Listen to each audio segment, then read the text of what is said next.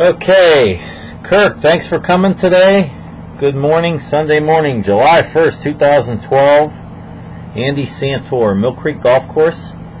Kirk, I'm going to show you a split screen comparison of two swings, and I'll be flipping videos back and forth here, so there'll be a little bit of a delay in some of the narration. But we're looking at Kirk's swing from today and Kirk's swing from about how many ever days ago, June 23rd. And what we're focusing on here on this face-on view is Kirk, your sliding motion, or you're sliding a little bit too much, and we're looking for more rotational motion for those people that are,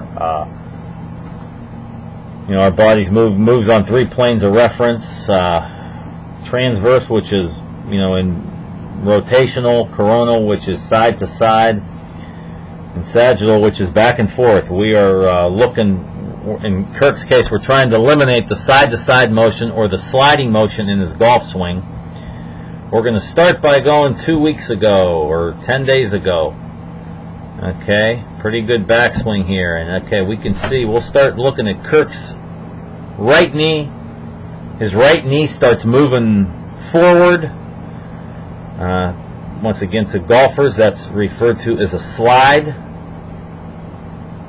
All right, there you can see, too much sliding or too much side-to-side motion in Kirk's golf swing. This is today. This is going to look better. This is with the driver. That was with the hybrid, so it's even more evident. Okay, you can see that's much better. That his right knee has not moved nearly as lateral as it was on June 23rd. So Kirk's been working hard on this, and that's getting better. We'll go into his finish in both. Okay. Now we're gonna switch to a split screen comparison on the down the line view. Okay, there we go. There's down the line today, down the line on June 23rd. Get to the start of the swings here. Here's where the pausing comes, because I'm trying to get these to where I can start of his swing. Okay. Okay, what we're focusing on here is Kirk gets into a little bit of what's called an early extension, which is really caused by not enough internal rotation on his trail and his lead hip. We're going to start with today. We're going to start with his backswing. Going to draw a line here on the back of his pelvis. I'm going to draw a line up the shaft plane. Okay, and we're going to go into his backswing.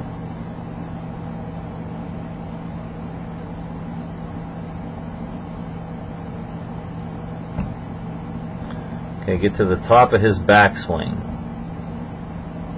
Okay, going to go now from June 23rd. Draw a line here, draw a line up the shaft plane.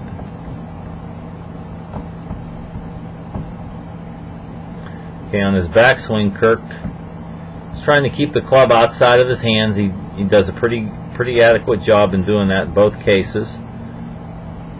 Okay, now we'll look here.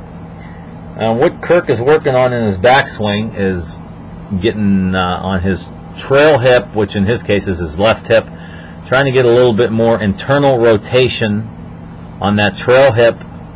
You can see in this case where today he has his trail hip is back up against that line. On June 23rd, his trail hip is not back up against that line. His trail hip has actually moved on his backswing closer to the ball, which once again, now not enough rotation on the, and has led to too much side-to-side motion on the face-on view. Not enough rotation from this down the line view Now his body is starts to move back and forth a little bit. Now, which is called the sagittal plane. So, too much back and forth motion will get the golf club out of position, and either will make people come out over the top or get the club trapped behind them. So, but Kirk's backswing is much better today than it was on June 23rd. Now this is where he needs to make his biggest improvement. We're going to go into his downswing, and you'll see his body will go into a little bit of an early extension here. Okay. There his lower body starts moving closer to the ball. His upper body is moving away from the ball, so his improved, and any improvement, by the way, in a week's time is very good for a golfer to do. It takes some not only some skill, but this takes some work to improve in these. So he's already improved.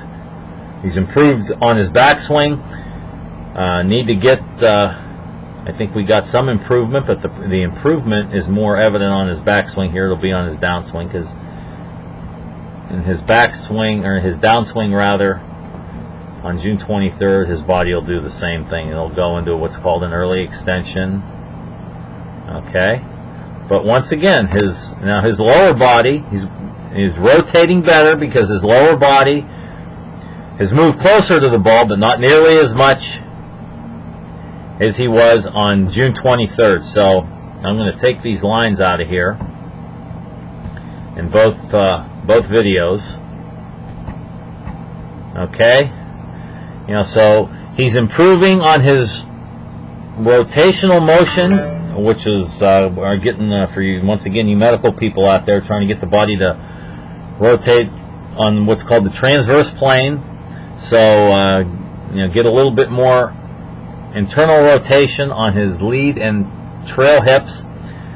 And for Kirk there, we're continue improvement on that wall drill that we did, that butt up against the wall drill, where your trail hip goes up against it, slides down, and then there's a little bit of a rolling of that pelvis, where the trail hip, or your trail butt cheek will stay on it, and then the lead butt cheek will go up against the wall. So for some of you out there, the wall drill that I'm referring to, Dave Phillips from the Titleist Performance Institute has a very good analogy of the wall drill on one of his videos from the Golf Fitness Academy. So that's kind of what me and Kirk have been kind of focusing on the past week. You can see the improvements it's made in his golf swing here, and continue to look at those improvements. And thanks for coming again today, Kirk, and we'll see you in a couple of weeks.